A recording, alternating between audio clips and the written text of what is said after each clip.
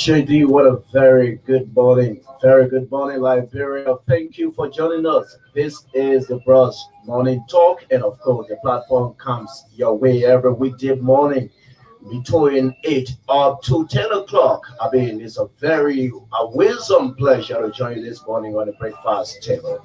So, good morning, Liberia. Good morning, fellow compatriots. Thank you so much for joining us this morning. Today's July 5th, of course, the year remains 2021. And of course, a very bright morning here in Monroe, there from where we join you. So, I'd like to welcome you again to the Rush Morning Talk. And the platform runs up to 10 o'clock.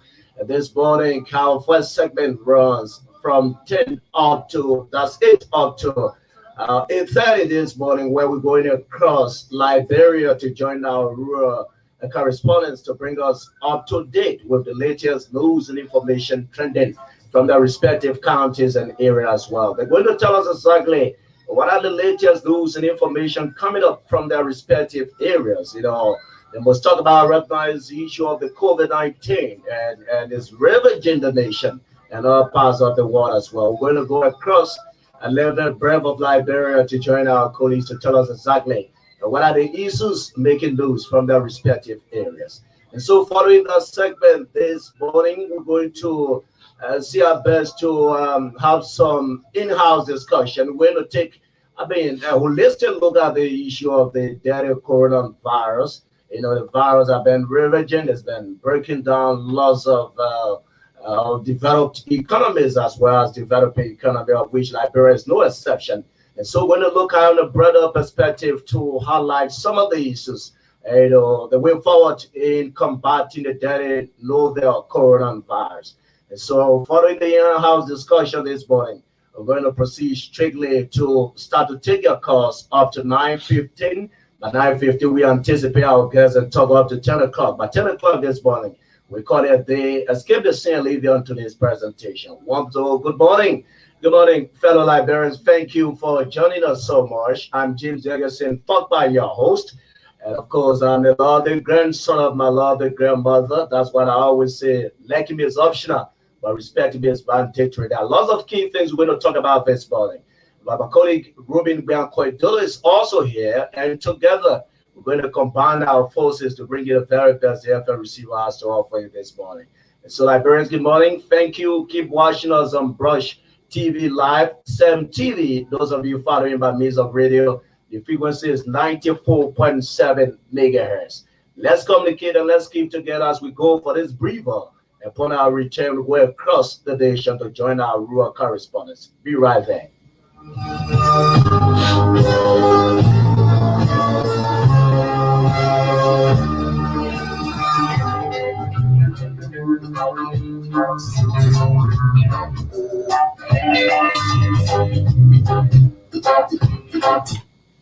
So welcome back, folks. Thank you for joining us on the inaugural edition of the Breakfast Morning Magazine program. This is the first edition, and that's why we ask that you turn in and keep listening to some of the development we're going to be following this morning, some of the issues in country and several other things as well. The issue of the establishment of the War and Economic Crimes Code is another trendy issue here in country.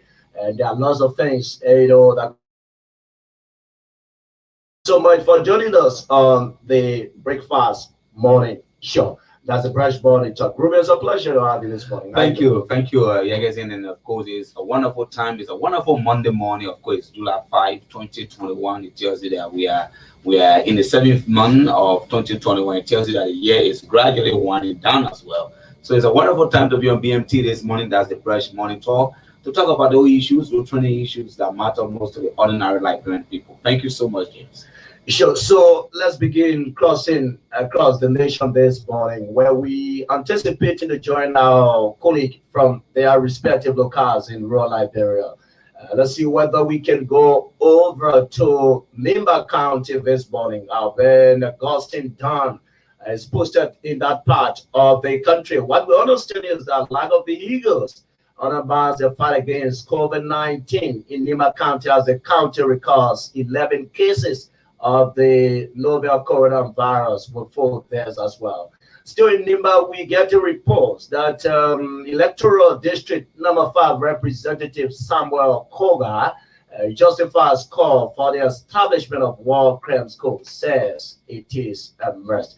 Let's see whether we can go over to Nima County this morning so that we talk to our man Augustine Dunn. Augustine Dunn is our director of rural operations, the PMI group of companies. And so we're doing all we can this morning to have Augustine Dunn joining us. If we can hold touch with Augustine temporarily, it means that we'll go over to Sano County in Greenville, where Sagacious Banwu is also posted. There are lots of reports filtering in from that southeastern county.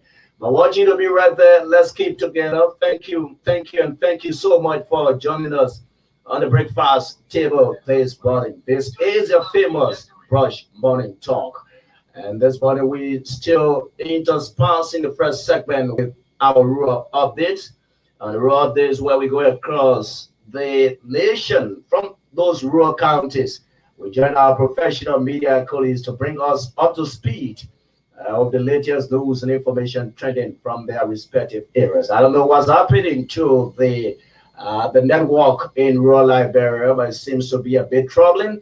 But albeit, trust me, we will do our very best to bring you the voices of our colleagues this morning from where they stand. But I mean, on the overall, the issue of the novel coronavirus is something that is taking center stage. The cases of COVID-19 continues to be on a rise, and so we try to get update. We understand that Sano County have recorded lots of cases as well, and so we're making it our business this morning to talk to Sagacious Banwu. If we can hold on with Sagacious, we'll set efforts to land in Nimba County, but I don't just know what's happening to the network connectivity this morning. It seems to be absolutely poor, and I guess it's from rural Liberia.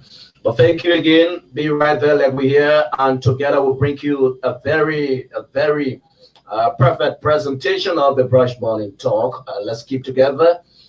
It's a very bright morning here in Monroeville, and it is exactly 12 minutes away, 8 o'clock. We're still doing what we can here in our reach to have Augustine Dunn and other colleagues from rural Liberia joining us on the Brush Morning Talk this morning.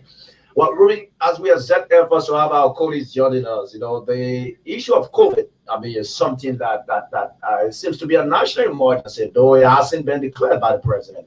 But as it stands, I mean, Liberia economy is practically closed down, and like other developed nations, economies as well. And some of what we are observing, the negativity, talking about the negative effects of COVID on the Liberian people, I mean, is something that many have called for the issue of lockdown. The health minister have said lockdown is not the way out. I mean, lots of controversies surrounding the fight against COVID as well. Indeed, lots of controversies against the fight of COVID, and that's why we as media people now, we are under the obligation to tell the people exactly what are some of those things they are. As you may be aware, the denial in the COVID fight is one of those stuff that is also hampering the fight against COVID. There are a lot of people who still don't believe that COVID exists, and of course, if you're doing that, you're going to be undermining the fight against COVID-19. So as you can see in the streets, they've made mask wearing mandatory, but you don't see lots of people doing that. And of course, that's bad, because if you can wear your mask, that's one of the chief ways that the novel COVID-19 can be spread from one person to another. So you have to wear your no mask when in the public and so forth. So I think the fight against COVID-19 needs to be a holistic fight. It doesn't have to be left to government alone to fight it, because it's not only government officials that are affected by the COVID-19. I mean, every society, every part of our society is then hampered by the COVID-19. Economically, the economy is stagnant, nothing going, nothing happening. I mean, lots of things just happening, and so as you'll be aware, the Ministry of Education has also made some adjustments in the 2020-2021 academic year. That tells you that, I mean, COVID is affecting everybody. And so you don't have to say this thing doesn't exist. No, the denial is one of the reasons, like I said, well, that's happening, and that is undermining the fight against this virus, because there are lots of people who still don't believe that COVID exists. And of course, COVID does exist. And of course, like I've always told people, we are not better than the Indians, the American. I mean, imagine America is one of the worst hit nations as far as COVID is concerned. And so they step out the fight. They've made mask wearing mandatory at workplaces and in the public. But you see, people, we overload things in this country, James. And so at the end of the day, when it start to do what it's supposed to, when it starts to like chaos, then now, oh, they will start to crap. Or at an initial stage, it's always good to take the preventive measures. That's what I believe.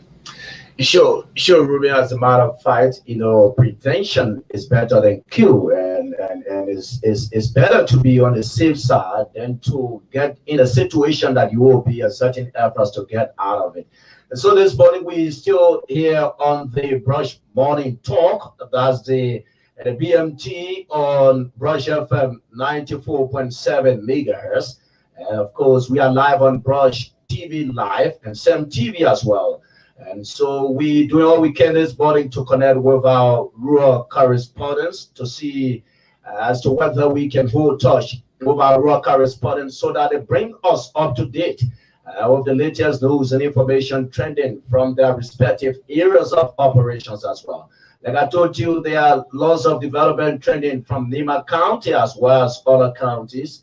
And key among those development trending is the issue of the deadly coronavirus. The virus continues to the virus continues to rage on, and as it continues, I mean, it poses lots of threats to the citizens. It causes lots of embarrassment for government, and I mean, it is a situation that we all need to collectively, I mean, organize ourselves and making sure that we can live up to the prescribed health protocols by the Ministry of Health, so that we'll be able to, abstain ourselves from contracting the virus.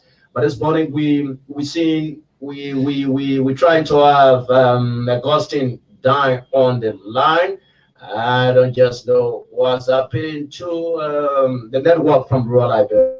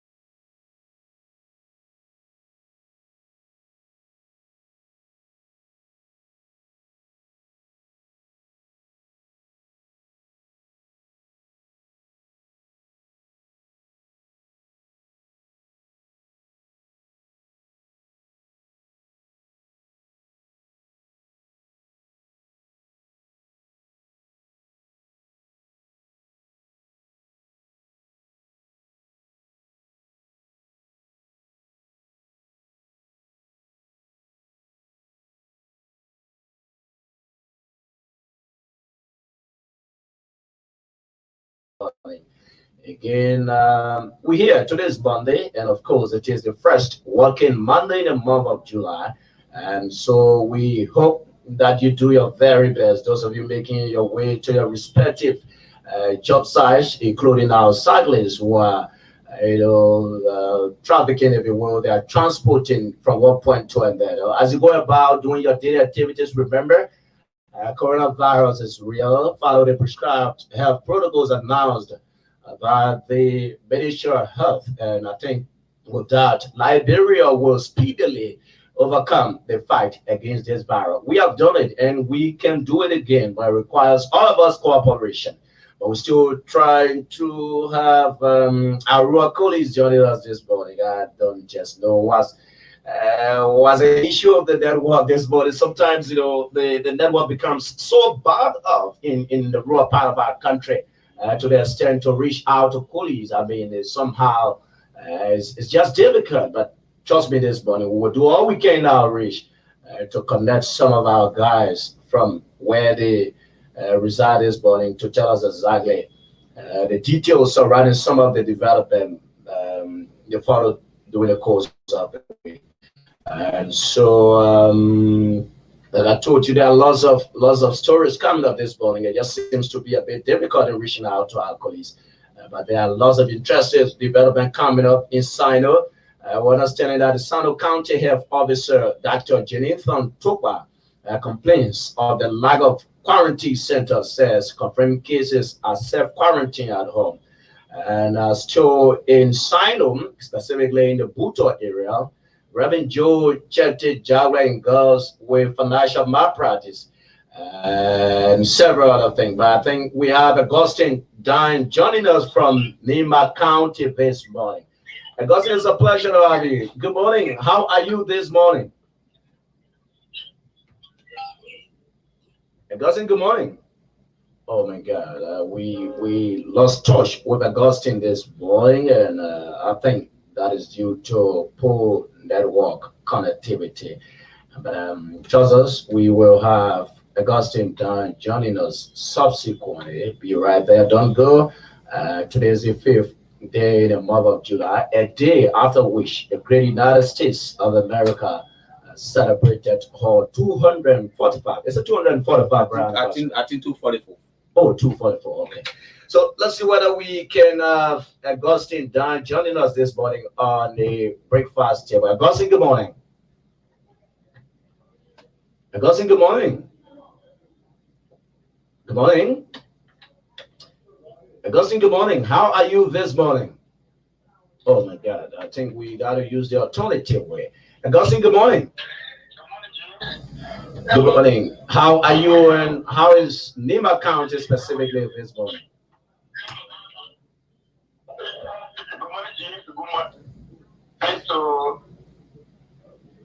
Oh my God. Augustine, are you getting us? Yeah, go ahead. Augustine, good morning.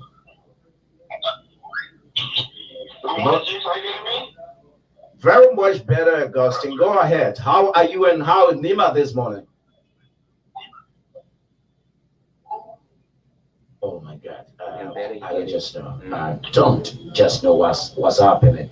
But we are very interested in having Augustine down on this morning. There are key issues trending from Nima County that we want to get full detail of this morning. So Augustine, keep them posted. We'll get over to you very briefly. And so we got 23 minutes in this presentation. Remember, this is the inaugural edition of the Brush Morning Talk, the BMT. It comes on your radio every weekday morning between 8 up to 10 o'clock. And this morning, we still here on the Road Talk Company of Foods, which we merged with the presentation this morning. We're trying to have Augustine Dunn joining us, but I don't know what's happening to the network this morning. I don't know what's happening to the network this morning. But Augustine will get to us very subsequently, very subsequently. Augustine will get to us, and as soon as we hold touch with Augustine Dunn, definitely we will bring you the latest coming up from Nima County this morning. After which we anticipate a crossover to Sano County and several other counties across the nation.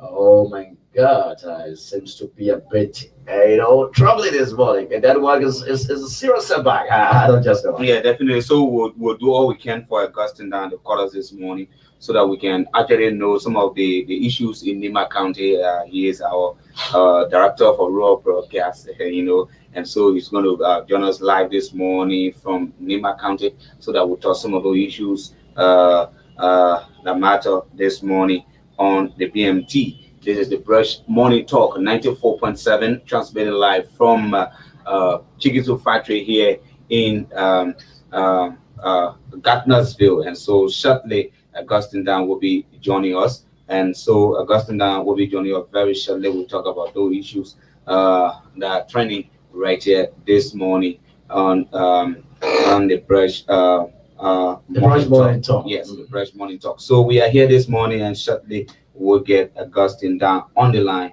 so that we can talk those issues right here this morning on the BMT. Just keep tuned. This is Brush 94.7. Of course, is the official voice of Brush Communications Network, the PMI, the Pro Media Incorporated.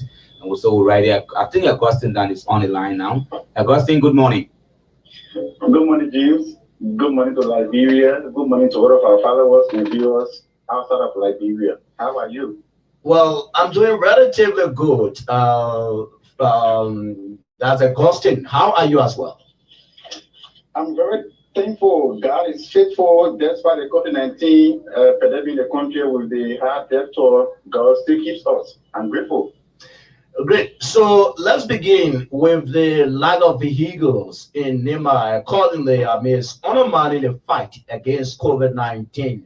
And as far as we're concerned thus far, Nima has recorded 11 cases with 4 deaths. Talk to us about the issue of lack of vehicles.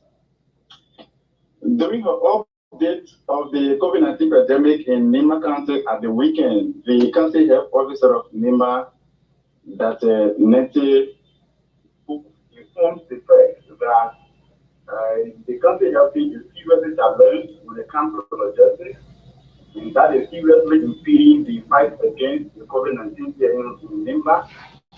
As you may recall, Liberia of late experienced the outbreak of the new variant of the virus, and Nima has so far recorded 11 cases with 4 deaths, according to the country health officer of Nima, Nancy Joe. And as we speak, the issue of logistics remains a major challenge, according to the country health officer. So they are calling on the government of Liberia through the Nima County administration, the county legislative corps of Nima, to make some interventions.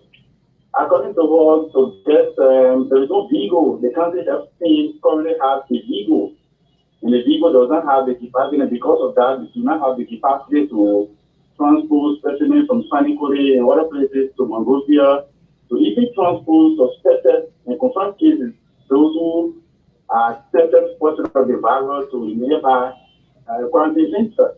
Nima has 2 quarantine centers. One is here in Ganta at the Ethel and Jolly Medical Center, and another is all the way there in Sakata at the Jackson Hospital. So the issue of the vehicle will need a major challenge on a man against COVID-19 in Nima. We saw some members of the Nima County Legislative Caucus with respect to the concern raised by the county health officer. We spoke with Senator Jeremiah Kuhn, who was just elected, and he informed us that the caucus is working out modalities to ensure that they too make some interventions, because they were elected as leaders of the country to represent the work of the people of the Nima. So the caucus had the first meeting of late, and they are this week convening the final phase of the meeting so that they can be able to put some resources together to help the country health team fight the virus in the country. As we speak, the lawmakers, Nima has about 11 lawmakers, but currently Nima has 10, because district number 1 does not have lawmakers because of the by-election status by the election of Jeremiah Kuhn as senator. So the 10 lawmakers are working out of Senator Johnson and Senator Jeremiah Kuhn. The rest of the 8 lawmakers, the rest of the 10 lawmakers are working in individual districts. They're making some intervention in individual districts. So what we're talking about, the intervention we are talking about here now is their holistic intervention as lawmakers, or they call as caucus of the country's legislative body. So this is where we stand as we speak. Citizens are hearing to the women of those marks as mandated by the government of Liberia through the Ministry of Health. If we are here, if you are in Ganta, you see everyone, even a 2-year-old child out there are on the nose mask. So this thing is serious, and it is not going to be taken lightly. Wow, Augustine, this is very key to the fight against COVID-19. But I mean, the government of Liberia is also a challenge. You have been following the issue of lack of the justice in the fight against the virus, have been poor, limited foreign donations to the country and so forth. So what are they doing? What are other measures health authorities in NEMA are put in place to making sure that is secure these vehicles they're talking about? Well, James, what happened is the government of Liberia, in fact, the health ministry is one of the agencies of government that receives most support from Liberia's partners. But what we've observed all the time is when this support comes, the central office does not make it video to have it distributed to disenroll the support. So, for example, with the Ministry of Health, there are vehicles there. Okay. And I think it's about time, owing to the outbreak of this COVID-19, the new variant, and the status it poses to the lives of our people, I think it is important that the Ministry of Health decide now to decentralize support that it receives from partners. So the various countries helping, the country helping on the different counties or the various counties should be able to receive adequate support. Like the president has just entered the country of France with some testing kits. These testing kits should also be taken. So Monrovia Monrovia is not Liberia. Monrovia should not be considered Liberia. Okay. So the various countries helping should be equipped with essential equipment they need to fight to use the fight against COVID-19. So the citizens have their own part to play, that is to observe the health protocols, but the government has a major responsibility when it comes to the fight against COVID-19. So the Ministry of Health should ensure that support they receive is digital, meaning all the countries helping receive whatever support or should benefit from support the central office of the Ministry of Health receives. Great, Augustine. So another aspect that is very key to the fight against COVID-19 has to do with the quarantine center. Where those who are most out, where have they been kept?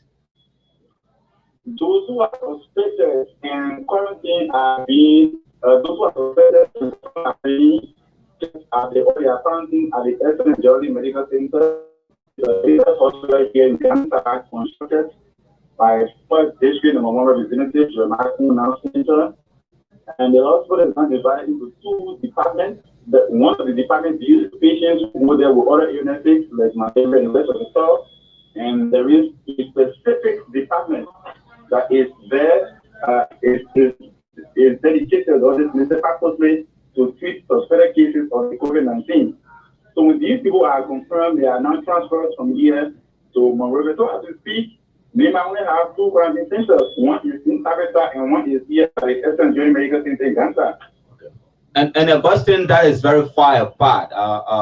Ganta and Tabitha, they are very, very far apart. So I mean, like you spoke already of the lack of vehicle. What are health authorities doing to get to other parts of the county? To make sure that everywhere of the county is touched health-wise. I think one of the key things the county health team is involved with is the issue of coordination. So the county health team works directly with the management of the various medical centers, the health centers in the various districts. We might have 6 health districts.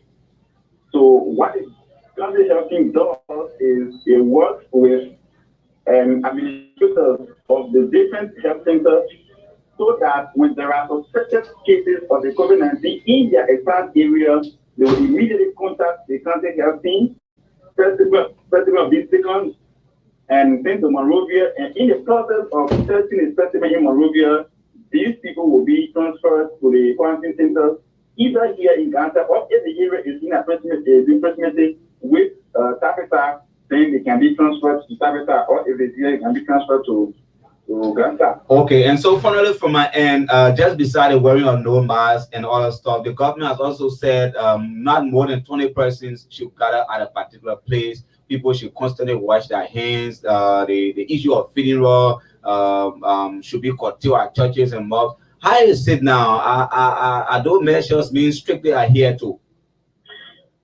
The health protocols have been adhered to, like I speak to you now, I'm in my office on the school campus. All the school campuses, if you go to the various school campuses, you see washing facilities at the entry. You see students with nose masks. We do testing at the entry here, and that is at all the school campuses. But one of the measures put in place by the government that I don't see citizens adhering to is the issue of social distancing. Okay. As you may know, Ghana is a transit point. Ghana is noted for its, economic activity. So as we speak here, for example, the markets that are recently dedicated by President George Manuel Weah. Citizens, residents of Ghana go there every Thursday to sell.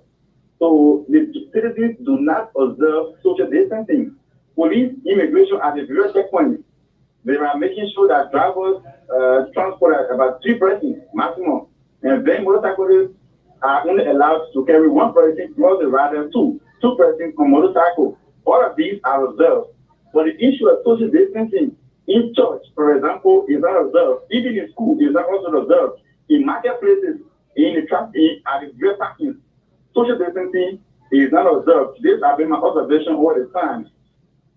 Okay, Augustine, on the flip side of that report this morning, what we gathering is Nima County District Number 5 Representative Samuel Koga justifies call for the establishment of War and Economic Crimes Code, says it is a must.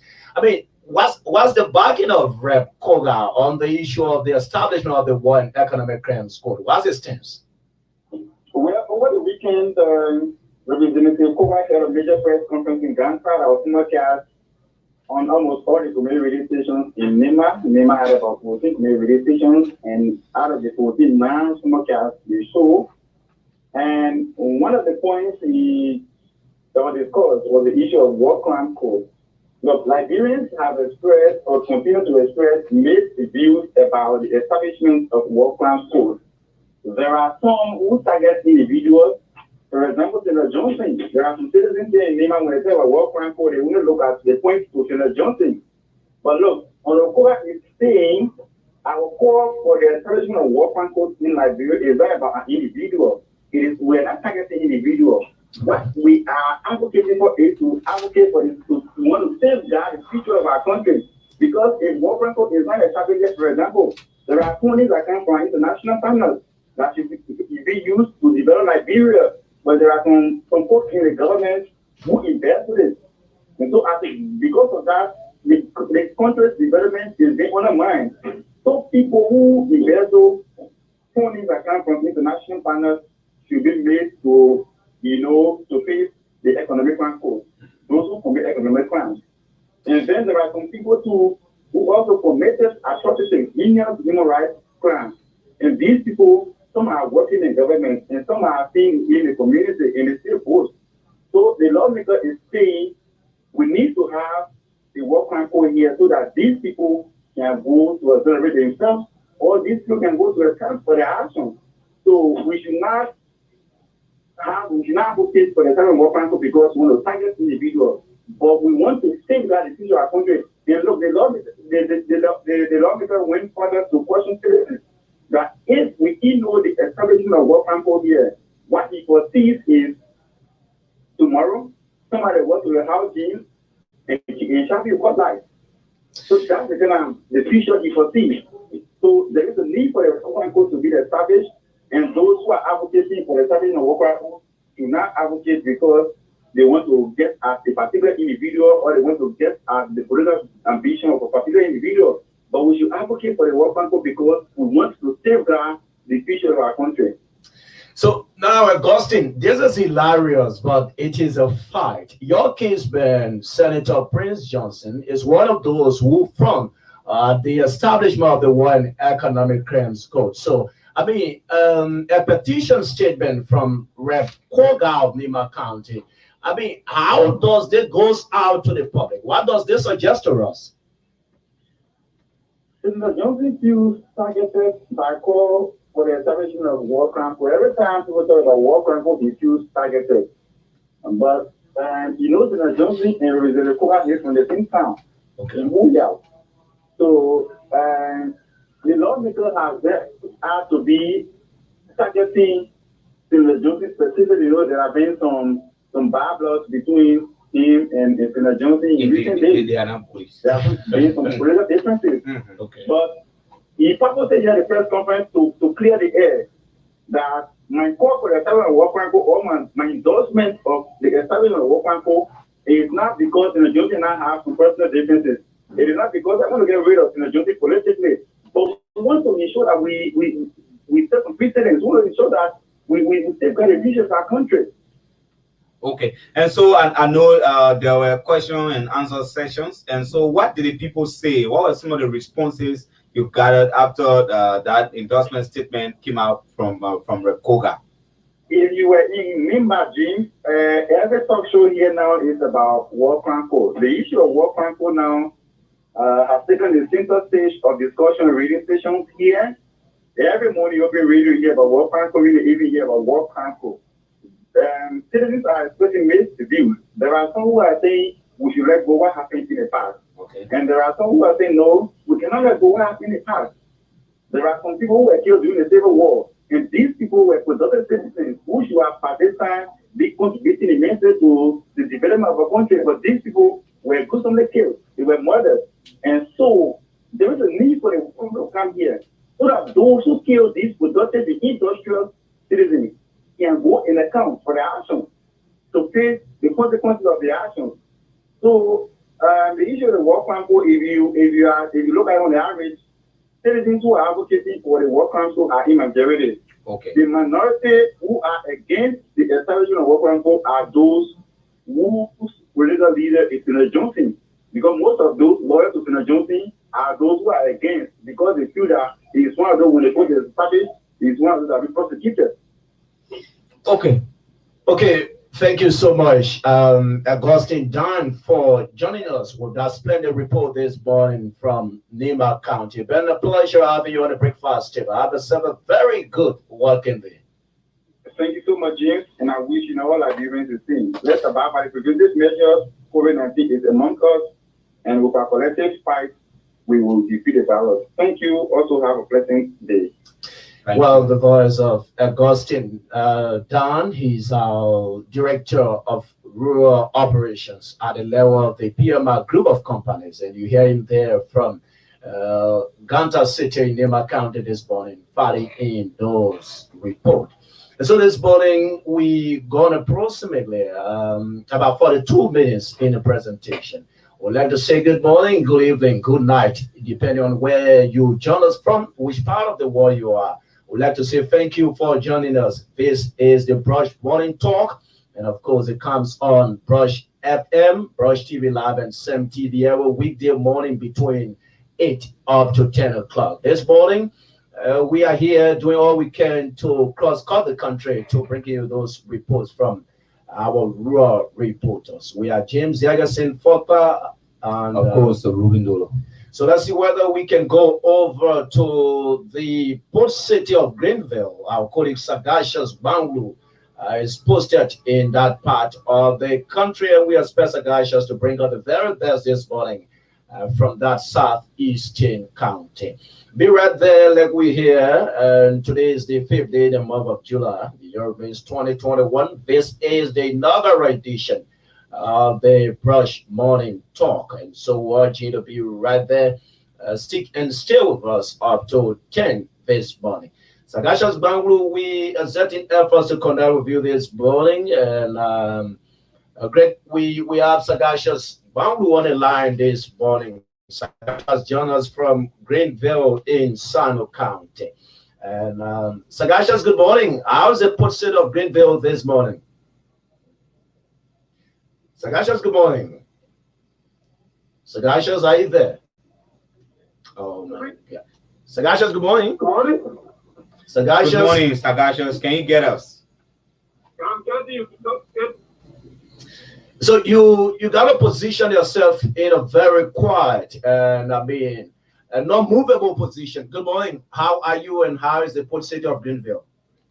Good morning, you guys know. Sagacious, you live on the radio. How are you this morning? What I'm trying to do is protecting with Prince God by the end of the week.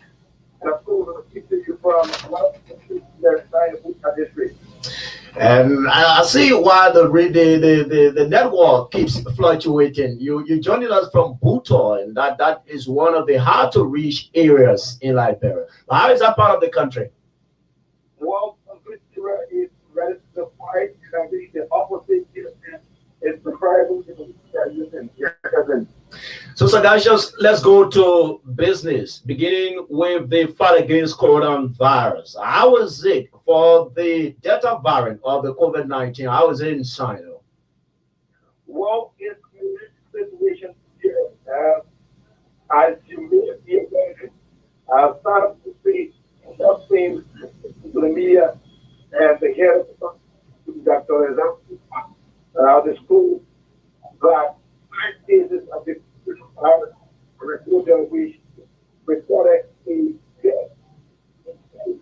This case in the community is the centers, and so those that would accept something. As you get this point, you're going to fight the virus, they use, and another used by STI for sexual romance. Oh my God. Center.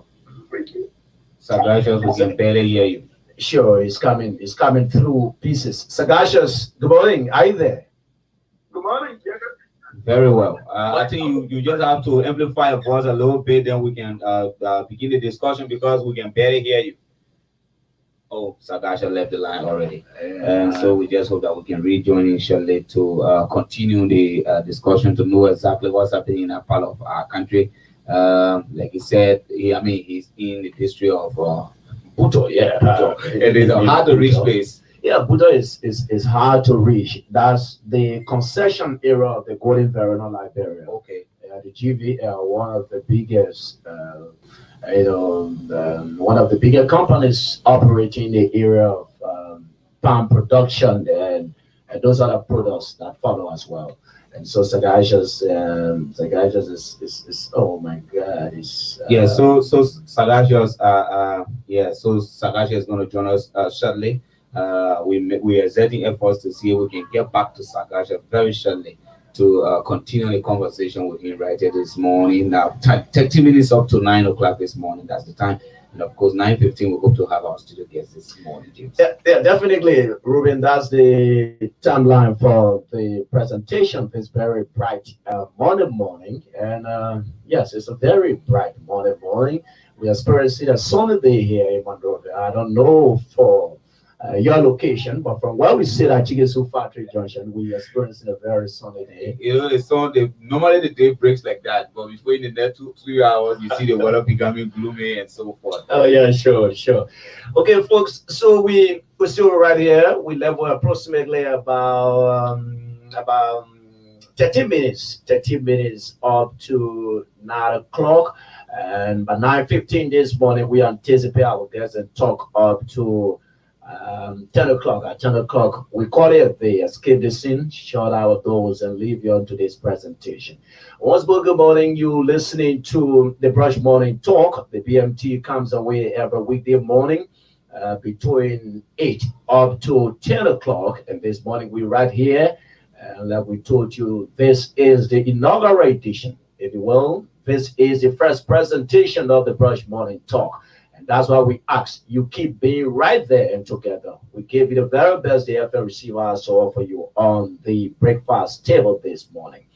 So that's just Banglu. We're still doing all we can to have you joining us this morning. And let me see whether I can have Sagacious Banglu coming in. And as soon as I have Sagacious on the line, obviously, we're going to allow him to bring us up to speed with the latest news and information coming up from that part of the country. But wherever you are, however you go about listening, we have Sagashas on the line right now. And so Sagashas would like to say good morning. Thanks for rejoining us this morning in the program. It's a wonderful Monday morning. Sagashas would like to say again, thanks for rejoining us.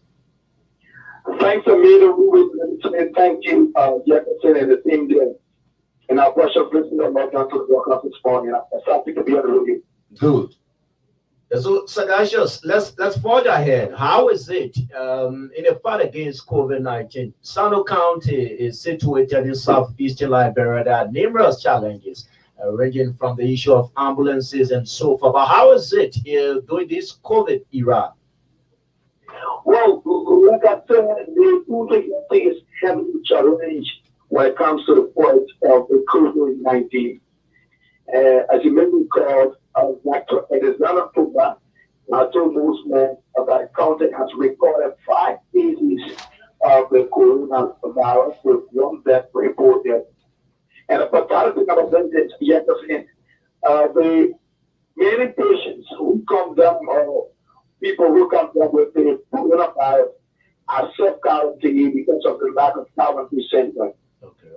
During the first wave of the coronavirus, Sagajo, are you saying there's no quarantine center in Sando County? absolutely no quarantine center. Okay. And so, during the first wave of the coronavirus, the Sando Youth Center was used as quarantine center, and another building built outside of Greenville, California, was built on it, that was constructed by NCI. It was one of the buildings that was used as quarantine center. But those buildings, right after the first wave of the coronavirus, was something back to the different entities. And as we speak, the youth of Farmersville County have actually protested against the use of the youth center, the summer youth center, as quarantine center. Wow, this is absolutely embarrassing, Sagacious. I mean, Very, it very poses Really, really. yeah, it poses lots of threat, to the lives of the inhabitants and citizens of Sino. You're talking about the lack of quarantine center. So, I mean, temporarily, where those who have been diagnosed, if you will, those who are suspected and confirmed of the deadly coronavirus, where have they been kept? And that's why too many people in the Sino have this fear in them. And that's why too many people have come down out of the county authority, have come down on their because of the county. Can you imagine in this pandemic, you can say we don't have quarantine center, if you are tested positive of the coronavirus, you have to stay at home and self-quarantine and be self-quarantine. So people coming down with the virus out of their office and we have self-quarantine instead of at a quarantine center. And Sagacious, this might just bring an unprecedented way of spreading the disease or the virus in the county. I mean, what are health authorities doing? I mean, this doesn't offer well for already the broken health system we're having. So to see somebody like you said, 5 confirmed cases of the COVID-19 in Sando County and all been at home because of the lack of quarantine center or because of the lack of treatment unit, it's something very appalling. So what are health authorities doing to make sure that, I mean, those who are doing self-quarantine cannot come in contact with the rest of the family members? Are they putting in security measure? For example, God forbid Ruby Dolo is having corona and self-quarantine. Is there a security personnel, manning me to make sure that I don't go out or I don't come in contact with people, somebody who doesn't have it? Well, that would have been put in place. And the last time I spoke with Dr. Alexander Tupa, he told me that they are still negotiating with the youth of Farmersville, with the normally the Sano Youth Center has quarantine center. And so they have been speaking with the youth of Farmersville, have been seriously with the young people of Farmersville, to persuade them so that they use the Sano Youth Center as quarantine center. But to speak, there is no quarantine center and those that are from job out of their houses. The doctors for them go there and treat them like regular, but no security personnel have been assigned with them. Okay, so on the flip side of that, Sagacious, Reverend Joe Chete Jaule, we get a report that 11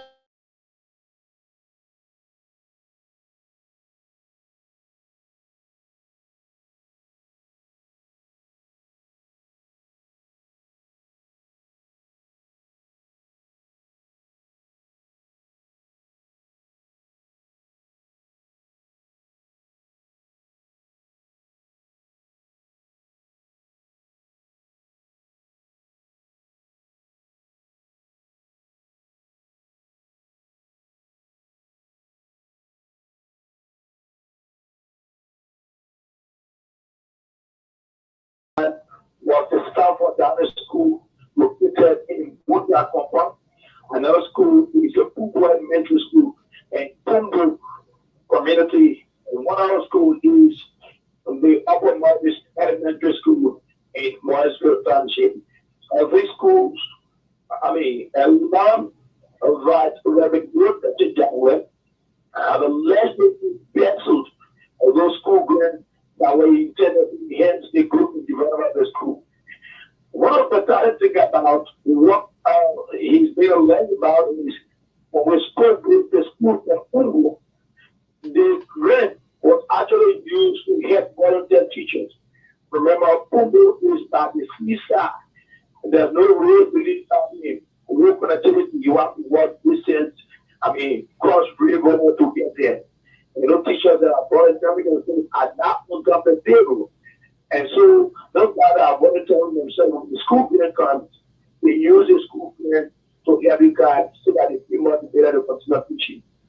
But the unfortunate situation is the guys that have been helping the students have left because they are not receiving anything their school grant has been invested. When we try to contact Reverend George Chetty, he refused to get into the issue. And Friday, he said he did not talk anything to any newsman.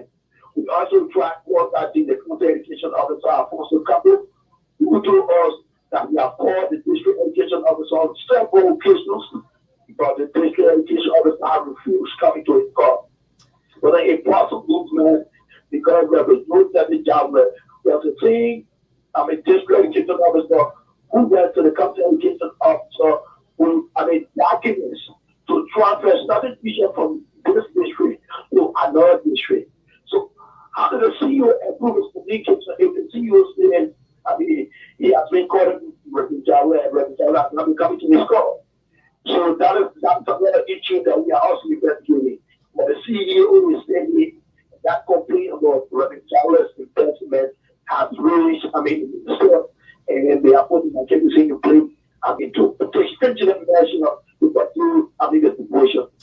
Sagacious, if I'm right, Reverend George Chetty Jawle, he's Sano County Peace Ambassador. And so linking him to such an allegation of embezzlement or quote unquote misuse of public funds and so forth. What are the issues? What are responses from citizens of Sano County in the wake of these controversies? And that's what many and Reverend George Chetty Jawle is a People's Peace Ambassador. And in fact, when you look on social media platform, in Sano County, and many people, Reverend Jawle should not try to peace ambassador because what he tries to do is just something that stabilizes the peace we enjoy in Sano County. Because when people see peace in chanting, peace will not reign. For example, there are many children who should grow up to be potential scientists, but they are not going to school now with people because those volunteer teachers have left the school. Wow. And so Cersei have come to a struggle of George Chetty Jawle, and they are calling for the CEO to probably intervene into the issue. Okay. Because actually, empowering the children learning process in Puta school district. Okay, Sagacious.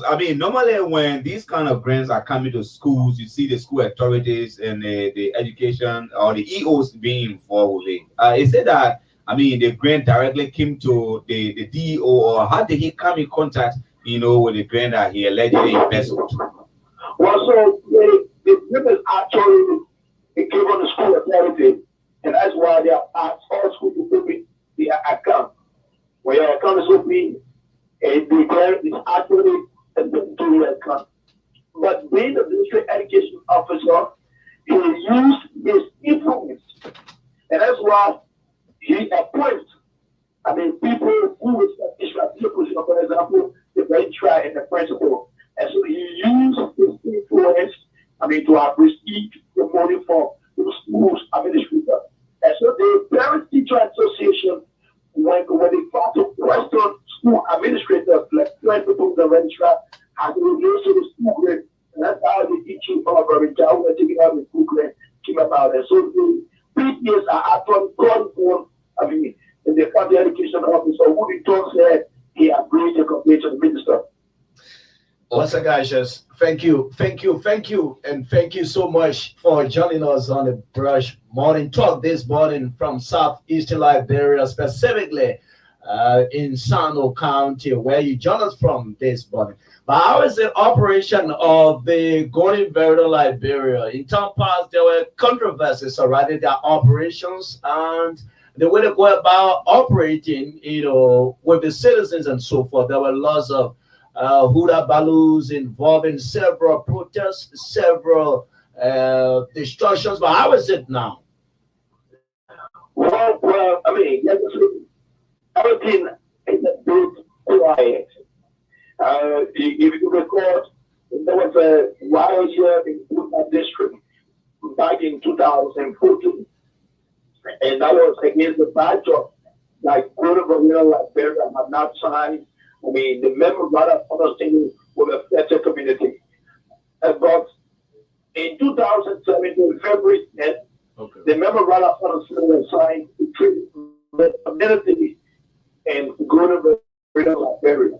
But of recent, the community itself has been affecting, Golden Liberia.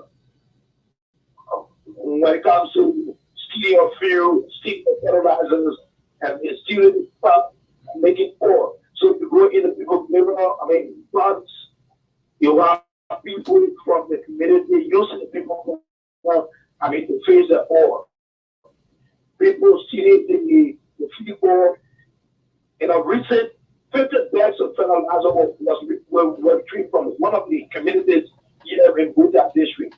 And so the company has found that in fact, many of the fellows that we have on the radio for the action in their quality citizens and to diseases. And as much as we make especially link up to the social company and responsibility, we ourselves should start plotting there, we shall see it from there, and we're making to the social company responsibility. What's up, guys? It's been a pleasure having you from Sino this morning. Thank you for joining us on the breakfast table. We humbled ourselves and we look forward to having you another day with lots of fresh news trending from that part of the country. Do have yourself a very good working Monday. Well, thank you. Yes, always be a pleasure. This is the fourth national duty. To us, you will credibility of the heritage to 17 recognition. And I've been a nice one almost every day. Well, that's Sagacious Baulu. He's our correspondent there in Sano County. And you listen to him bringing us up to date with several developments. He talks about the fight against COVID-19 in that part of the country. He talks about an allegation, an embezzlement allegation that is hanging over Reverend Joe Chete alleged of embezzling, defaulting on grants belonging to some institutions in that county. Listen to Sagacious, he talks about the operation of the Golden Verde Liberia. And so with that, folks, we will leave you on the Raw Talk segment on the Brush Morning Talk this morning. I want to say thank you so much. I guess you have been filled with lots of fresh news that you can begin. The shocking one is the lack of quarantine center in Sano County. The more shocking. That's indeed a I don't even know. The fight against COVID-19, I don't know how can that be achieved in Sano County. People have been confirmed, imagine, of the virus, and they are being kept at their homes. And what is so pathetic about it is that Sagacious is reporting that they are intending to use the youth center as a quarantine center. This is absolutely embarrassing. Seriously. It might likely lead to disaster. They are having. It might likely lead to disaster if such a situation cannot be confirmed of carrying the virus. There's no isolated area where they are kept to be looked upon. They can be treated. I mean, it's something that if such a situation cannot be amicably handled by health authority in that part of the country, it might likely spark or kind of intense outbreak again. That which, of course, we are not praying for, but we hope they handle it properly so that it doesn't go off hand as well. So that's it this morning for the Raw Talk segment of the Brush Morning Talk. Those of you viewing us by means of Brush TV Live, would like to say good morning, good evening, good night. It depends on which part of the world you join us from. But it is morning here in Liberia. We're gone approximately 4 minutes away, 9 o'clock, and we still here up to 10 o'clock. At which time we're going to call it a day. We shut out those and get out of there and leave on to this presentation. But just before that, there are lots of issues trending in country. Colleague, just been following the government's response to the fight against the Delta coronavirus. As may be aware, this is the Delta variant component of the virus, and according to health practitioners, I mean this portion, if you will, this segment of the outbreak is so deadly and it's speedy, so this is something that we all, as Liberians, holistically, with a kind of renowned mindset, putting the issue of patriotism above. This is a fight that we need to engage collectively, because it is unless and until we combine our forces in making sure we keep coronavirus out of here. I mean, the government cannot single-handedly succeed, because it is we, the ordinary citizens, who are at risk.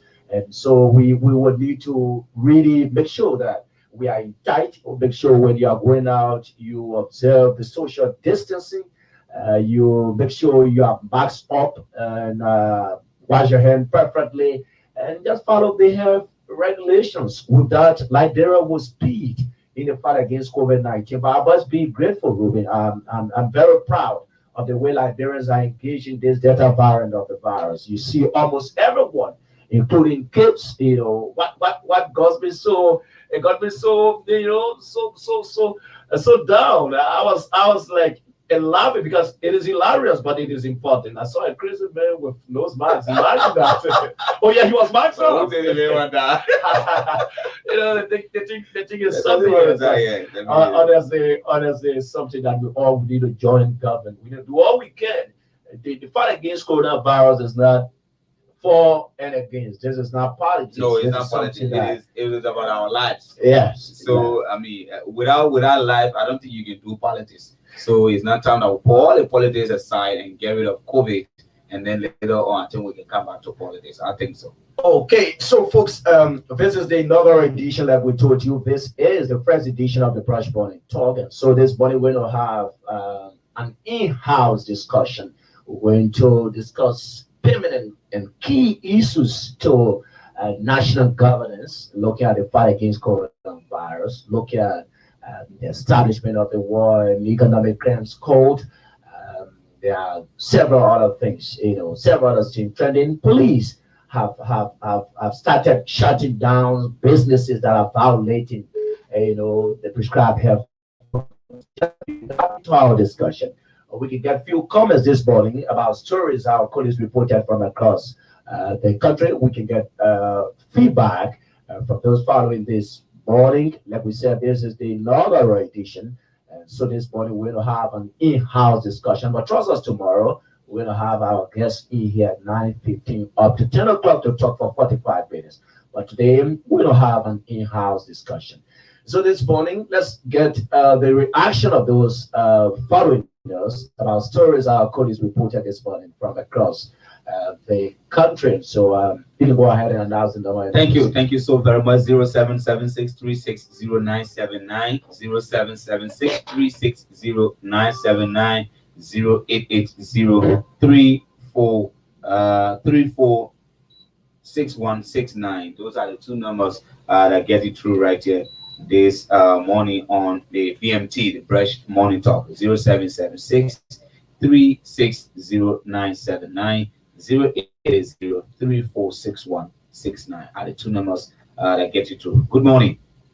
Okay, so while we are with our calls, James, like you were saying, I think the fight against COVID, citizens are more serious with this than the first outbreak, sometimes in March, when like very recorded is in this case. I mean, people were like, people, there are people who fear the government, brought this to get some money, foreign aid and so forth. Yeah, the misperception was just so much. But then, Liberians themselves, they knew that indeed this was not what it is. And so for now, this is very serious with the waves of deaths in our country. I think everybody is taking this place. Say so one Christian meal mask. I mean, it is hilarious, but I mean, it was real. Ruben. And I saw the guy max up. I mean, max up to the maximum 100 They degrees. don't really want to die. When you're talking about you wear nose mask, put it on your chin. No, Talking about they properly really max bad. up. No, max up. He was sitting and he started to look at me. They didn't know the importance of life. And so, when somebody will say they see their root there, it said, they say, only a foolish man will say they see a root on fire. You go to bed. Yeah, you go to bed. Foolish man will do that. So, I mean, it's killing India, it's killing everybody. So, like, brands are of no exception. So, we have to do what we can to prevent ourselves, to protect ourselves from coming in contact with COVID-19. Okay, so this morning, we still await your calls to comment on some of the stories we carried this morning on our rural update component. You listen to our colleagues from across the country reporting on several trending issues from their respective locales. And I guess you will want to comment on some of the development. You listen to our colleague from Sino talking about being up to press time. There's no quarantine center. And this is backwarding, I mean, in the fight against COVID-19. And if it is not fast tracked, it might likely lead to something disastrous in that part of the country. That we, of course, we pray, we pray against that, but we hope that those relevant health authorities in that area can go ahead. Good morning. Yeah, good morning. Good morning, sir. What's the name and where have you called from? My name is Sam Kato. I call from Benashan. Sam, it's a pleasure to have you. How are you this Monday morning? I'm good. And you? Well, I'm doing pretty well. God morning us. So what's up? Let's hear you this morning. You followed some of the report from our colleagues from rural Liberia. Why made up those reports? What are your thoughts? Yeah, thank you so very kindly. First of all, my attention has been drawn to the report from Sano County. It's very devastating. How can you have such a big county and there's no quarantine center? And honestly, to be honest, I don't think the government of Liberia will sit back and allow the citizens to test that with that. I think they have to do what they can to send health practitioners up there right away. Because how can you sit and allow a full county to not have a quarantine center? Then you telling me probably maybe I have the COVID-19 virus and I sit in my house and quarantine myself is impossible. Probably my son or my daughter will have to come around me. Mm-hmm. I mean, it's very, very devastating, and that's why we pray and hope that the government can be so speedy, in responding to such situations. And my other my attention also been turned to the next report that Sakashos did concerning the county, the county of the district education officer. Mm-hmm. The district education It needs to be investigated. Okay. It needs to be, in fact, it needs to be relieved of its duty immediately. Of course, because you can't be heading a whole district education or office, and you sit there, you be eating the people money that it is alleged. Good morning. It is alleged, Sam. It is not confirmed. It's alleged. I know. That's what I'm saying. That is that it needs to be investigated by the Ministry of Education immediately. Okay, sir. Thank you. Yeah. Thank you for thank you. Okay. Thank you for making your input this morning. Well, that was Sam. He joined us from around the toiletries area. But this morning we're still here on the Brush Morning Talk. We can go for a breather, and when we come back, we start to discuss key issues relevant to the governance processes of our country. This is the Brush Morning Talk once more. Be right there. Let me hear, and together we have ourselves a very, very, organized and well prepared breakfast this morning. And so, this is the inaugural edition again, like we told you. The frequency is 94.7. This is the Brush Communications Network, bringing the truth to the people. And that's why we're so concerned about it. So we go across the nation to bring you those untold stories coming up. And so there's nothing else for us to go for a brief. Or we can go for a brief. Upon our return, we can start discussion to forge ahead up to 10 o'clock. Be right back. Hey. Africa, unite, Africa, let's unite. Oh, I wanna know what's going on in Africa. Can somebody please tell me what thing that happened in Africa? Like everywhere you go, we don't even show love no more. A nation against nation, brother against his own brother. Yeah. And just as we keep on fighting, and women and children starving, let the youth stand crying, and innocent people are dying. Let's forget about our differences and come together to live in peace, dance in unity, because we all one family. It doesn't matter where you come from, it doesn't really matter what your color. The north, south, east, and west, because we all one people. So please let's stop the fight. Africa is all we got. How many people ever let's unite? Oh yeah, in Africa unite, unite. Let's unite. Everywhere we go unite, unite. Let's unite. Sure indeed. Sure indeed, Africa, let's unite. You know, our strength is in our unity. And so unless we unite, we will continue to move backward. Unity is key, and unity is very pivotal to development. Unless and until we understand the power of unity, we will continue to be where we are. So it is a very good morning, folks. Welcome back to the presentation. Welcome back to the Brush Morning Talk here on Brush FM 94.7 megahertz and Brush TV Live. SEM TV as well. I'd like to say good morning, good evening, good night, depending on which part of the world you join the conversation from this morning. And so, like we told you, this is an inaugural edition of the Breakfast Morning Magazine program.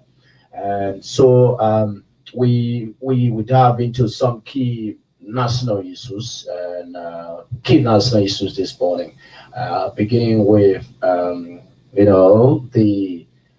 the fight against coronavirus. The government continues, to update those prescribed health protocols. And what we want to see vividly clear here is that, the issue of health is not something to be mixed with politics. In no way, health and politics can move together. Absolutely no way. And so there must be absolutely a separation. What do I mean? The fight against the novel coronavirus, the government will need to be very, very stringent. The government will have to be very, very fair enough to the cause. When these health protocols are announced, as government assess effort to making sure, that some of the situations like parents are encountering can be remedied, especially with the issue of this virus. The virus has closed down lots of developed economies. It's posing lots of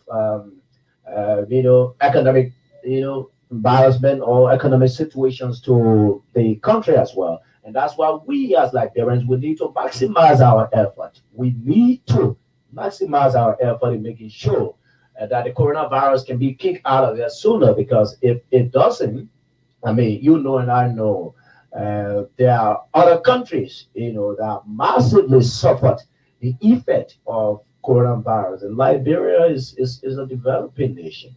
The economy is still not up to. It's not up there. Automatically, it is not. This is nothing to measure about. Our economy is still dangling and forward, backward movement and so forth. Our healthcare delivery system is still heavily challenged. The issue of oxygen, we are told, is limited. Various health facilities across the nation. At certain point in time, there were reports that health facilities were rejecting, patients because there are no beds. No beds, and all of these things. And this is something that requires a national emergency. It's not something to sugarcoat about now. There are other nations. For example, look at Sherilyn Madabao. You saw some of the mentions. He talks about curfew. 11 to 5 a.m., 11 p.m. to 5. 11 p.m. to 5 a.m. curfew.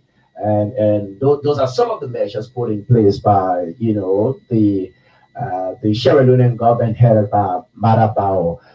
But in our country, for me, let the health minister say the issue of lockdown is not a way out. And I support this view because the reason I support this view is simple. You saw how the first stimulus package, you saw how it was distributed. Mm-hmm. When you lock down people, the issue of food You have to security is feed them. key. Oh, yes, Ruben. You can't say somebody don't go anywhere. Yeah, Where so- do you expect the person to get food from? That's So all that another you thing. need to feed them. That's another thing. Mhm. So you saw the way the controversial stimulus package. I call that controversial because It did not meet almost its all of the target. reports. That's clear about it. Yeah, almost all of the reports that were presented by then Commerce Minister Wilson Tape and chair on the task force. Those reports were practically The report, practically- if I were contradicting each other, to be honest, today Professor Tabe will give another report tomorrow. The next report will contradict the one. What hurt me more was when he said the distribution reached 1.4 billion Liberians. Yeah. I can't even Bongane.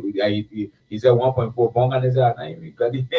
So I don't know. At the time, where did the probably the 1.4 million Muscle, even in Maserado, now all residents in Maserado County actually get a stimulus package. Yes, Some of them and- still believe that in fact that stimulus package was Those are key issues too that the state need to add upon. Mhm. Those are key issues that the state need to add upon as well. These kinds of things cannot go, in thin air. They are absolutely not good precedent for our nation. There must be some level of investigation. Thorough investigation conducted. It was not just the issue of Professor Tape appearing before the plan director to provide that big report. I call that big report because the report absolutely did not illustrate what we expected, and those were bump figures and everything. Your man. Yeah, man. Represent with it, man. They say when people get ready to fool 11 people, sometimes that's what they do. They just call pop figure. Bump figure, yeah. You just be thinking, they just, scatter your whole brain. You just thinking. No way to analyze it. When it is done parcel by part, you know exactly what to do. You get away out quickly. You get it. You get it. Bring the whole stuff. Professor Willie Tabe provide a bump figure, and what I'm sensing is that for the fight, this is practically clear. It's not something that anyone can bat and blow about. It's absolutely clear. The ration was not adequately distributed. It was not properly distributed, and in my mind, it did not reach a goal because people were locked down. Liberians were locked down, and they did not benefit anything from the stimulus package. So now the government is skeptical in locking down the country. For any reason you lock down this nation, you must assess yourself. Because the first thing is locking down this nation right now is a big difficult. Sure. The first thing the citizens are not convinced that they're going to get anything from the lockdown. Mhm. In the past, it's no secret about that. The past stimulus package, now many Liberians got it. Of course, the country was locked down. Mhm. And now I remember vividly well in Banga around 3 p.m. They were chasing market women from out of the markets. And so it crippled everything that it is doing like it's doing right now. So to lock this country down, you have to have everything as a government and people so that you'll be able to.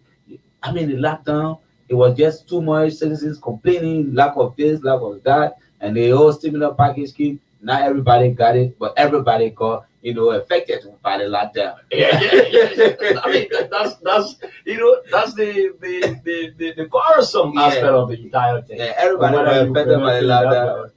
lockdown was were effective. affected Yeah. by the lockdown. So, the government cannot just initiate lockdown. There are plans along the way put in place properly before reaching the state of a lockdown. I think so. So, but in my mind, the virus continues to rage on. And if you follow what's happening right now, the cases of the novel coronavirus continue to be on the rise. On a daily basis, there are multiple cases reported from across the nation. I guess sometimes you follow some of these reports, from Sinai initially was just their index. Later on, we talk about 3, 4, 5. Neighbor is talking about 11. Maryland is something around 30. Someone is talking about almost 60 something. Yeah, so the cases are rampant, and the government will got to maximize our effort as well. And another thing is that those state security, they got to be proactive in enforcing, because Liberia problem hasn't been the lack of good instruments to work with. Liberia problem hasn't been the issue of lack of policies. It has been the issue of lack of implementation. And so there where the Ministry of Health will prescribe these health measures, make them mandatory, but it requires the security apparatus, state security to perfectly execute. I mean, talking about making those people, if you will, making Liberians to adhere to it. Where there's no threat, definitely this order becomes the whole of the day, and it's something that won't be very good. But we Liberians too, we need to definitely follow the health protocol. It's time to be civil. There's no time for incivility. What is this? And so when people say, let's follow this, I mean, always being willingness to do so. Indeed. And this morning we still squatting in, seeing that we talk about some of these things. Let's move down to the issue of the establishment of the War and Economic Crimes Code. The establishment of the War Economic Crimes Code is something that has been in the public. It has been discussed widely at various talkshows on national and international platforms. It even reached the level of the White House, where there were that's the U.S. Congress anyway, where there were lots of debates centering around the setting up of this code. But in my mind, I mean, there are lots of things that needs to be done. There are lots of things that needs to be done. Because if you look thoroughly at the TRC report, that is a report that you cannot ignore. I mean, talking about the issue of the establishment of the White Economic Crime Code. It talks about retributive justice and several other things. Now, I we default on that agreement to go ahead to prosecute those who have committed atrocities against humanity and so forth.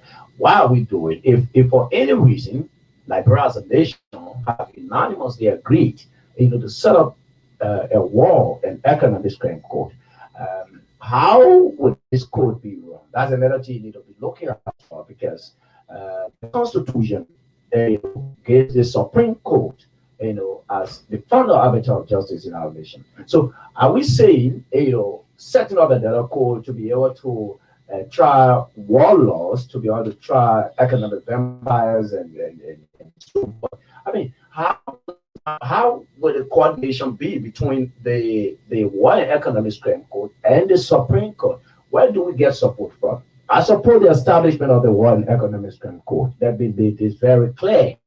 I'm an advocate for the establishment of the War and Economic Crime Code because, I mean, Liberia, there must be precedent set. There must be precedent set. There are people who massacred. There are people who killed. And up to now, they haven't expressed remorse. Right. They are boasting with it. And James, that's where I get pained. When I see, like, I think a fortnight ago, I was on, how to say, the nighttime conversation. Okay. And then there was a caller who called and said, I mean, he was specific with a name. He called a guy's name and said, that guy is, I mean, in my presence, he killed, I mean, he ordered, in fact, a lady to kill his son. Imagine. So slaughter the son, and they ordered the lady to put his son's hairs on her head and parade the town with it. That kind of humiliation. And today, the lady says she see that person as a representative, taking decision for her. If there's anybody, Sure. It hurts anybody. You know Bonkani, you know the Poropai story, you know the Same story, you know the Phoebe story, you know the Poro story, the St. Peter Lutheran story, right in Monrovia here. People kill people for nothing. And people are saying, I mean, when you do that, this and that, hey, come on, there is a need that war and economic crimes will come to Liberia. There is no argument about that. People must pay for what they did. James, you cannot, for example, I cannot hurt you and you are still hurting and say forgive Ruby. That's going to be a forgiveness on the list. Seriously, it's not possible. People who got affected are still being hurt because those same people who did it wrong today are the people in government today. They had a fabulous jobs today. Imagine you do that to somebody and you pass it around. You say you want senator, you want representative, and you're making decision on the people's behalf. It hurts anybody. And so they call for the establishment of the economic or the war economic crime so cannot in any way be ignored or overemphasized. You can't do that. Frankly, I mean, if we must begin, to train on such a path, the path of quote unquote forgiveness, there must be precedents set along the way. If those who have committed atrocities against humanity, those who have embezzled, quote unquote, or alleged of embezzling public fund, I mean, they must be accountable, for their actions. Today, the House of Parliament is the fastest money making thing in Liberia. Oh yeah, because politicians go there, they steal money without any remorse. Look at what's happening in the country. COVID is around. You're talking about 99 persons because 4 other persons are not there because of the by-elections. 99 persons getting 15,000 each. I mean, are they really cognizant of what's happening in the country? And what hurts me more, you see many of them justifying reasons for the 15,000. I mean, what do you term as legislative engagement? That in itself is bulk. I mean, legislative engagement, that in itself is bulk. And so, with the current, the prevailing situations, the economy is bleeding. The nation itself is not stable right now. This is nothing to be, mission wise about. In the midst of this pandemic, Liberia is not normal. Seriously, the country is not normal. The country is not normal. Everything just seems stagnant. Nothing moving. I mean, James, every sector of Liberia is impoverished. Sure. There is no argument about that. Every sector of this country is one way or the other impoverished. It's not because we don't have we have the minimum resources we have, we can manage them. But the mismanagement of the resources is something very bad. You have COVID ravaging the country. And in fact, there are reports that before that 15,000, there were another money sent to their accounts, directly. In the form of 18,000-20,000 US dollars. So imagine you give me a single person, let's assume maybe 20,000, you give me a single person 35,000 US dollars in a month's time. Times 99. What are we saying here? The masses continue. The masses continue to suffer. Then when it comes to stand, the very money when they take it, they stand, I love you people. Come on, you breaking peanuts to the people, the very people whose power you've got. You're giving them peanuts. Their lives are not being better. Anyway, there are lots of things. Somebody say there is no need for economic. There is a need that economic crimes go come to Liberia. There's a need that war crimes go come to Liberia. 99.99%. 99.99%. I support the establishment of the World Economic Crimes Court. And really, I mean, one thing that is so embarrassing is the recent decision by the Liberian Senate to have elected Councillor Van Sherman to chair the Judiciary Committee and Senator Prince Johnson to chair National Defense and Intelligence. James, it's a practical slap in the face of Liberians calling for the establishment of the World Economic. Sometimes when I say, sorry to say this morning, right? But sometimes when I say and think about how the people will call our representatives or senators, how they do things in the country, sometimes I sit and think, why did they go to school? To be honest, honestly, I mean, that's my personal opinion. Sometimes I sit and think, you have somebody who's being inducted. International indictment hangs over him. Van Sherman, the Sabo Money Company saga is still there. He's still, being indicted by that and other people. You got a warlord who doesn't show remorse for his actions, for killing. Not just a warlord, but a notable warlord. When who doesn't, show remorse when you say, yeah, I can't, man, man, my people. Is that a reason? Then you made it, man. I mean, they funny by America say we don't have problem with them, but we work with Liberia.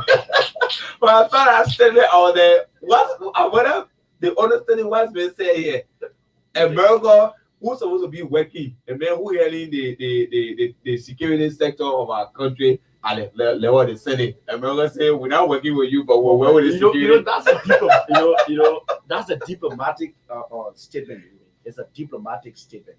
And so the U.S. when they have said we will not work with the Liberian government because Prince Johnson is chairing, the Senate Committee on National Defense and Intelligence, they wouldn't have said that. But they could simply say that where would the country? Yeah, but without if in the head, you say we're not well with the head, but we're well with the country. How does that work? It sounds comical. I mean, how we have to be serious in this country, James. We have to be serious, very, very, very serious.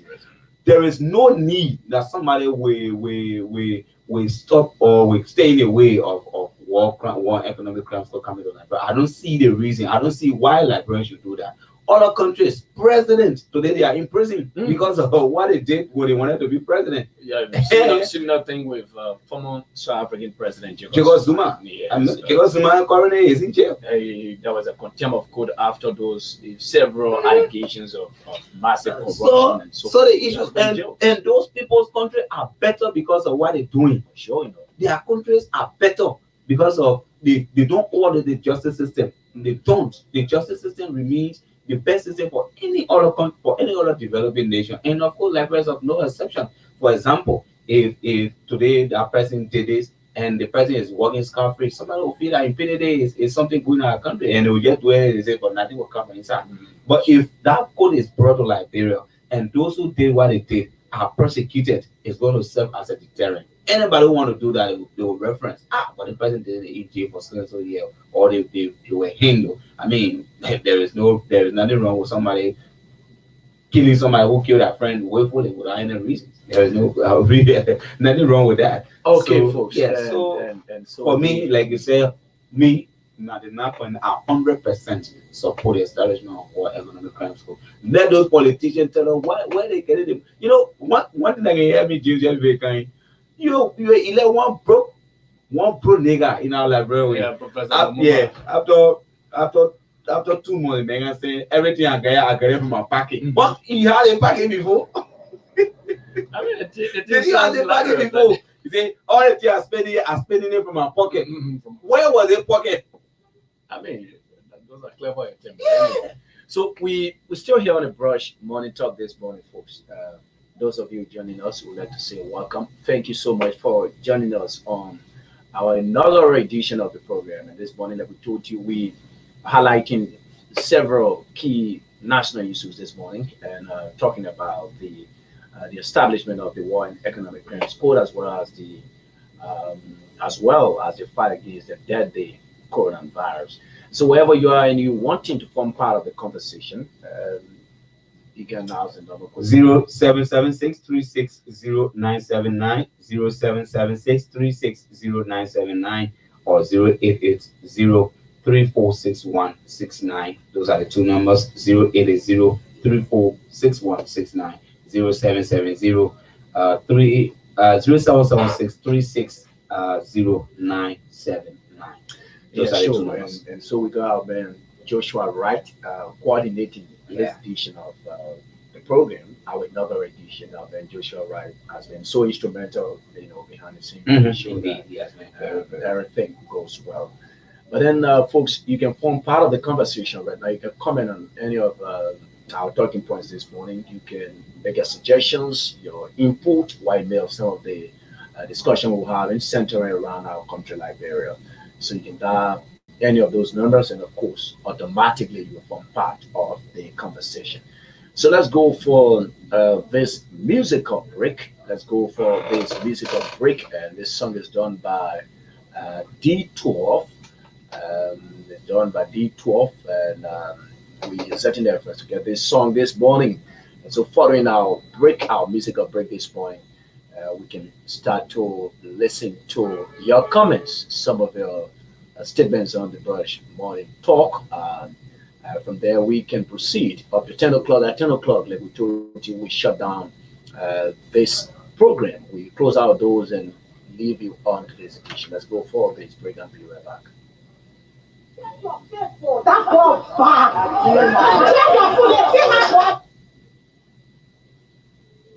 Yeah, yeah. Oh, it over my beat. D12 on the beat.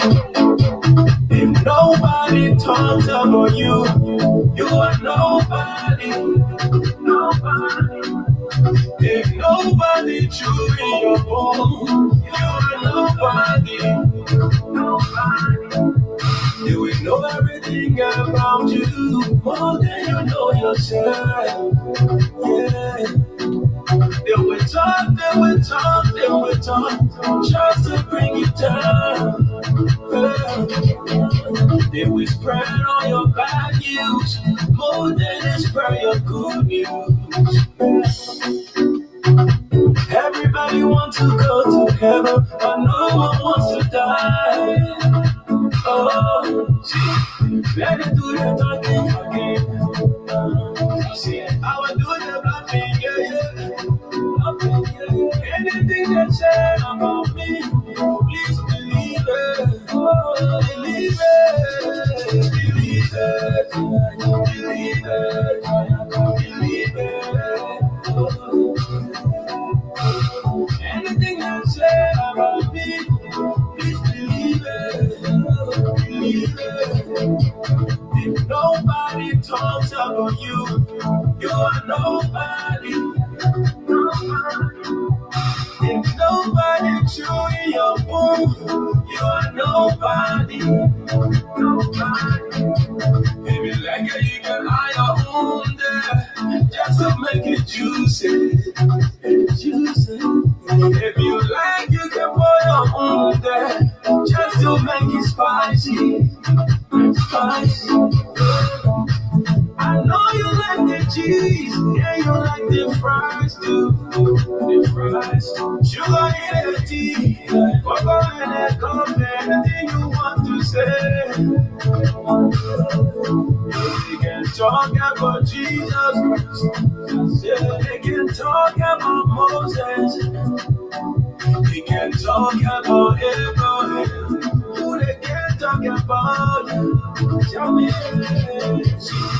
and I had to explain it,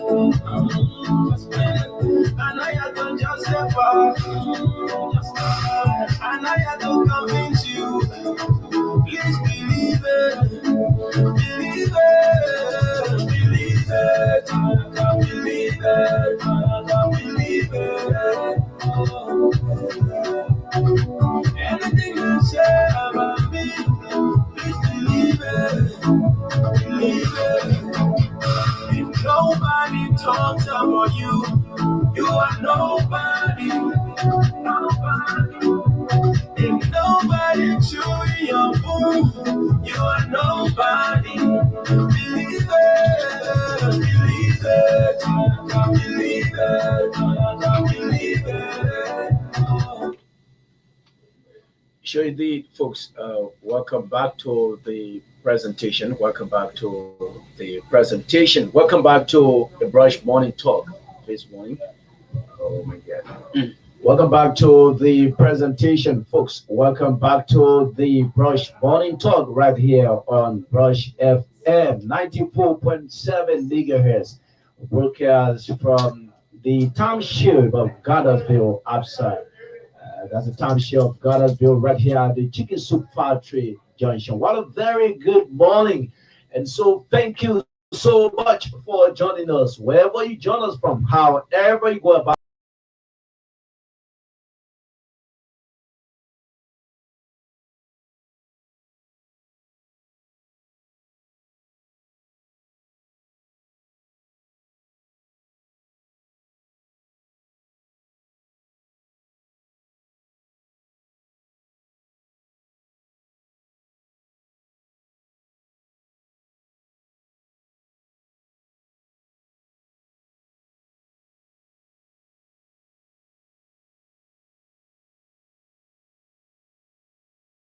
we talk about the establishment of the World Economic Crimes Court. We talk about the efforts being applied in combating the deadly coronavirus. So, what we can safely say to those of you out there making your way to your respective areas of businesses, maybe you're going to your office, you're going to the market, I mean, you're going on the traffic. What we say is that observe the prescribed health protocols. Wear nose bags, wash your hands regularly, observe the social distancing, and always remember to go in the public properly, mask up. I think with that, we can overcome the novel coronavirus that is ravaging, is taking a death toll across the continent. Indeed. Not just the continent, but the entire globe, because it affected several other Western countries as well.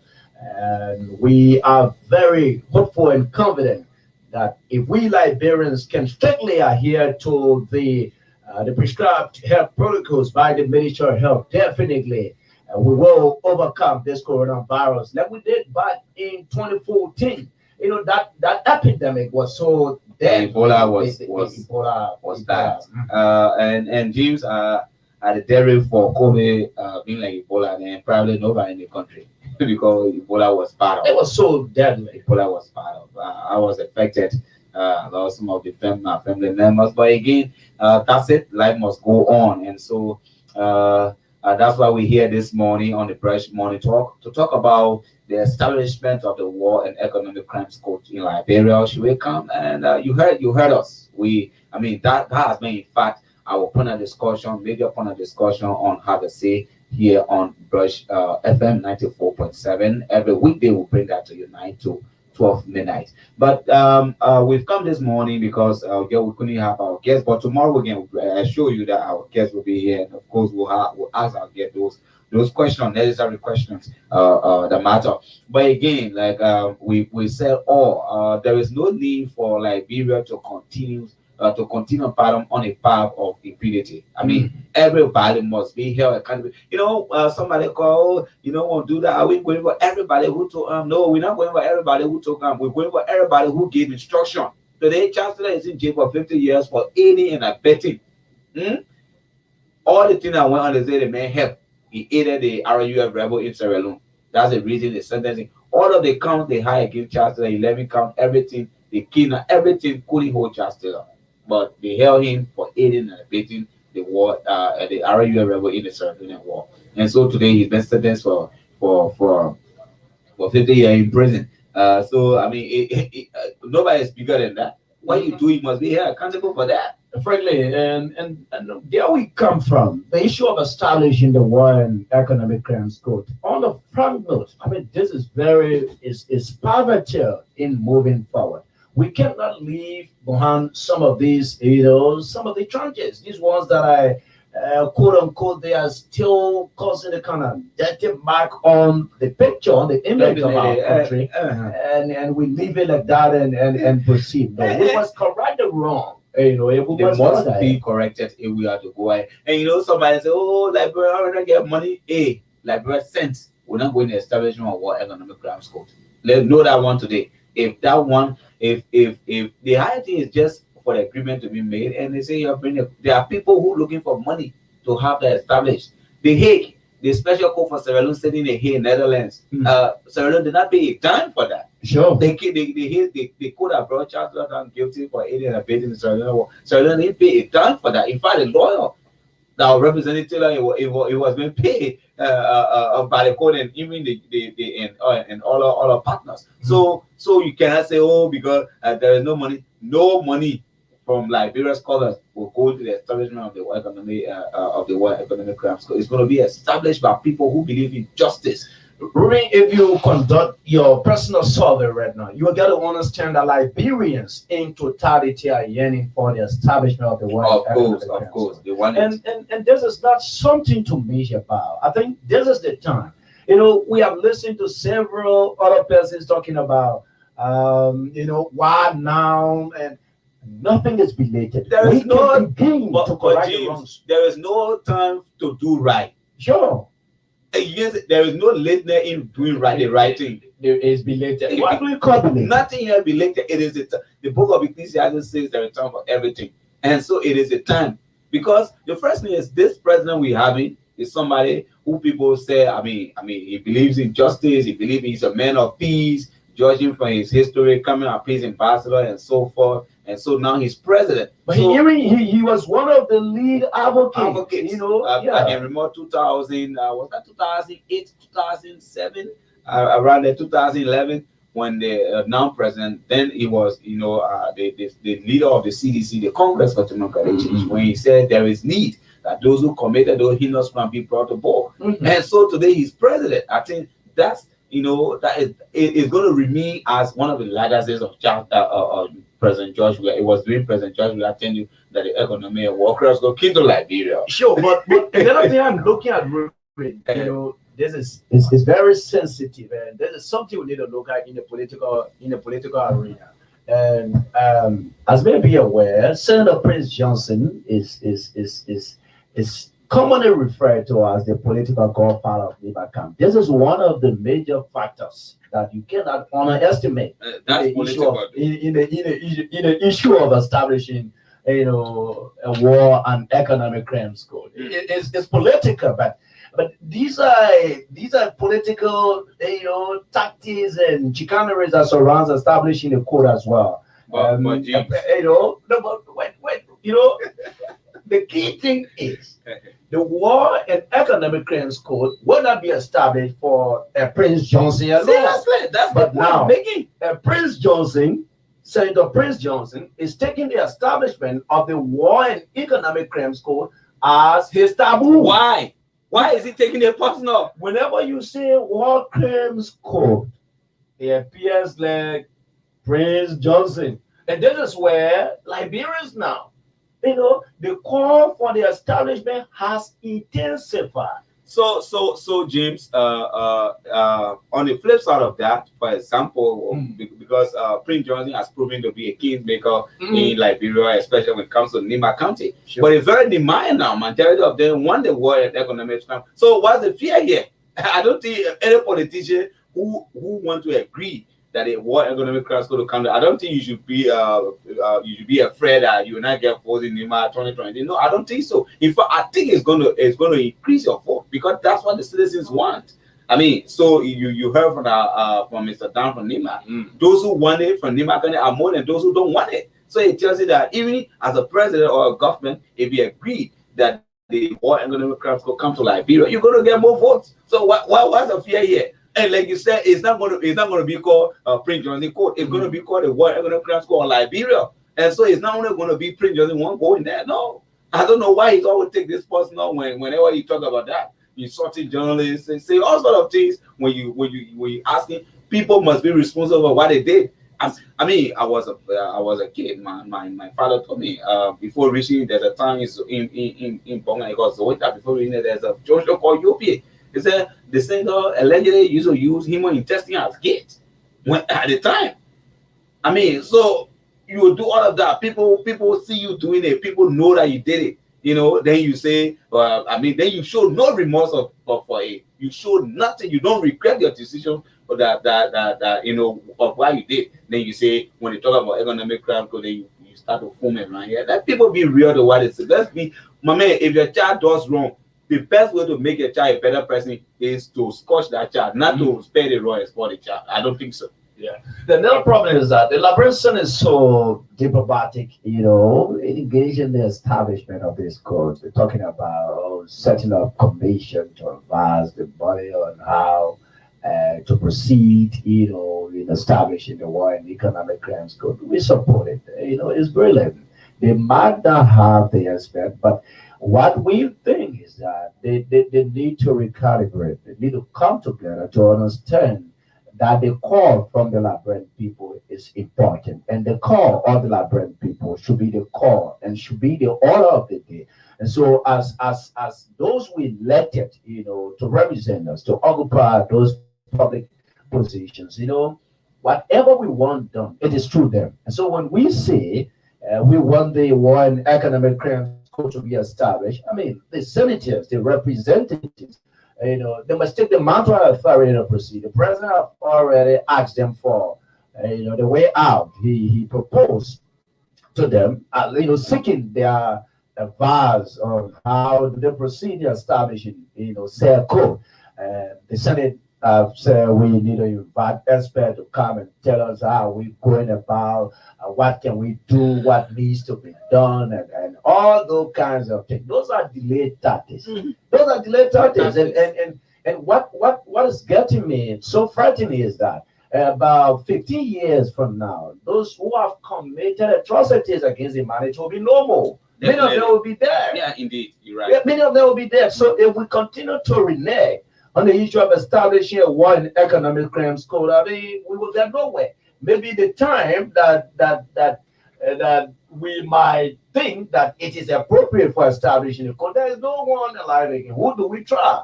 So we need to be speedy. Once they are still around, there are many other persons. Joshua Milton Bly, he's an evangelist right now. He used to be General Bob Lake. Yeah, they all committed. But he's I mean, the guy is committed to that. Oh, yes. Welcome that.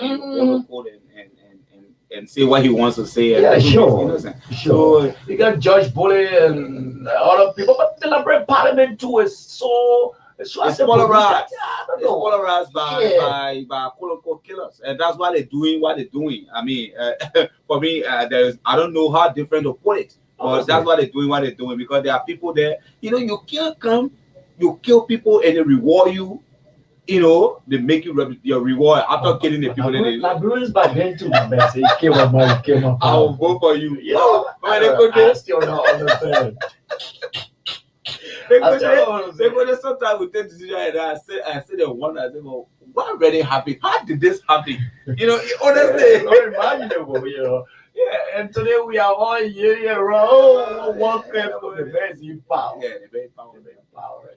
You know what? The first slap they better send back to our feet.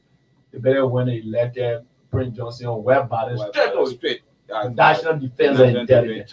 That BSRM. Yeah, X. BX. They put Valley Sherman on economic vampire that been sanctioned. Yeah. Taking him and placing such a leadership committee. The judiciary. How does that work? The system gets. Is he the only lawyer as senator? I'm not still understanding. It's about money storm and all those kind of things. But you gotta go.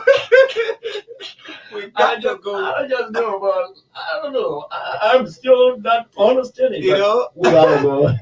Whenever you, as soon as you show your microphone to the senator and say, Senator, wherever you spoil the whole interview. Cause you for head to but it's been a pleasure. I guess we have had on a wisdom time. I guess we have had a very, sumptuous breakfast this morning. I guess we have shared a very better and delicious breakfast together. And so we want to thank you. Thank you so much for joining us on the inaugural edition of the Brush Morning Talk. It has been quite a wisdom we must have made. Thank you so much for playing your listening role. And so on tomorrow, Tuesday at 8 up to 10 o'clock, we'll be right here again to lead you through another splendid presentation of the Breakfast Morning Magazine program. Remember, our lives begin to end the day we become silent about things that matters. And so we got to talk about some of the issues so that our nation can get on path, not just path, but the right trajectory, making sure that governance is strong, making sure that the right things are done in moving forward. With the issue of the coronavirus pandemic, sure, the virus is folks, and we as Liberians, we need to join hands with the government collectively to fight, if you will, combat. The delta variant of the virus is something that is deadly. It is speedy in killing. And until we join hands with government to making sure we observe, we observe those prescribed health protocols, absolutely, this fight might not succeed. And so we need to wear our nose masks regularly. Yeah, masks up whenever you go in the public. Don't forget to wash your hands regularly. Observe the social distancing. And those of you businesses, please, no masks, no entry is the order of the day. First Planet Wisdom, thank you so much. We want to say thanks to our rural colleagues who brought us update on Rural Talk this morning. They spoke about lots of issues from their respective locations. And we want to say thank to all of you too for your input. Thank you for being there for us. And the breakfast show returns on tomorrow, Tuesday. Well, we have been James Yekesin Fokpa Jr. and the lovely grandson of my lovely grandmother. And that's what I told you. Liking me is optional, but respecting me is mandatory. And I've been Joshua Riders that controls the Eble. The Eble produced this edition of the program. He was behind the cameras and making sure that our sounds are all effective. Until we meet, interact, and exchange ideas, God's waiting is when you hear it. I'm calling Ruben Guanque, Dolo and now. We're here. Thank you for listening.